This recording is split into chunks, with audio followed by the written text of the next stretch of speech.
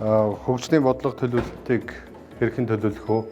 Түүнтэй уялдуулж байгууллагын гүйцэтгэлийн төлөвлөгөөг хэрхэн боловсруулах вэ? Түүнийг хяналт шинжилгээ үнэлгээ хийх тухай зорилготой ийм сургалт зохион байгуулагдж байна. Сургалтыг аймгийн засаг даргын тамгын газар, за Нөмбөгийн хөгжлийн хөтөлбөрийн сан, за мөн удирдлагын академид сурсан сурагч багш нарын хамт зохион байгуулж байна.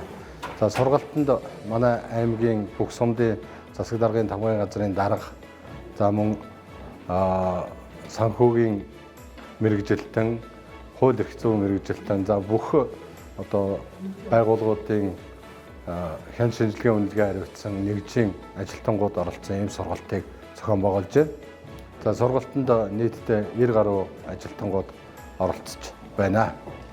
За сургалтаар бид нар орон нутагт ер нь хөгжлийн бодлогыг яаж төлөвлөхийн, за гүйцэтгэлийн төлөвлөгөөн дээр ямар шалгуур үзүүлэлт тавихын, за түүнийг одоо хэрхэн хяналт шинжилгээ хийх вэ гэдэг тал дээр одоо ярилцж байна.